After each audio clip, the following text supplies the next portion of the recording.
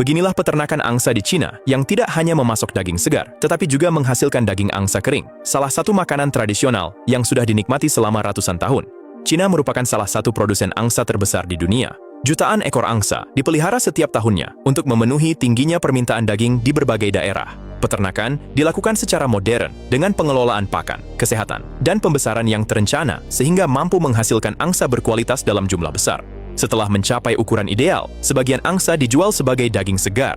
Namun, sebagian lainnya diolah menjadi daging angsa kering, produk tradisional yang masih sangat populer hingga sekarang. Prosesnya dimulai dengan membersihkan angsa, kemudian daging dibumbui menggunakan campuran garam dan rempah-rempah khas. Setelah itu, angsa digantung berjajar di tempat terbuka atau ruang dengan sirkulasi udara yang baik untuk dijemur selama beberapa hari hingga kadar airnya berkurang secara alami. Proses pengeringan ini bukan sekadar membuat daging menjadi lebih awet. Berkurangnya kadar air menghasilkan tekstur yang lebih padat, aroma yang lebih kuat, serta cita rasa yang semakin kaya setelah dimasak. Karena itulah, daging angsa kering sering dijadikan bahan berbagai hidangan tradisional dan menjadi salah satu kuliner khas di sejumlah wilayah Cina. Industri ini juga memiliki rantai produksi yang lengkap, mulai dari pembibitan, peternakan, pengolahan, hingga distribusi ke pasar dan restoran.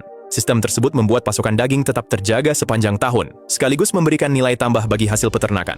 Dibanding hanya menjual daging segar, mengolahnya menjadi produk kering dapat memperpanjang masa simpan dan meningkatkan nilai jualnya. Hingga kini, daging angsa kering tetap menjadi bagian dari budaya kuliner Cina. Di beberapa daerah, makanan ini bahkan sering disajikan saat perayaan, dijadikan oleh-oleh khas, hingga menjadi menu andalan restoran tradisional. Perpaduan antara peternakan modern dan teknik pengawetan yang diwariskan turun-temurun membuat industri angsa di Cina terus berkembang, sekaligus menjadi contoh bagaimana hasil peternakan dapat diolah menjadi produk bernilai tinggi tanpa meninggalkan tradisi yang telah bertahan selama berabad-abad.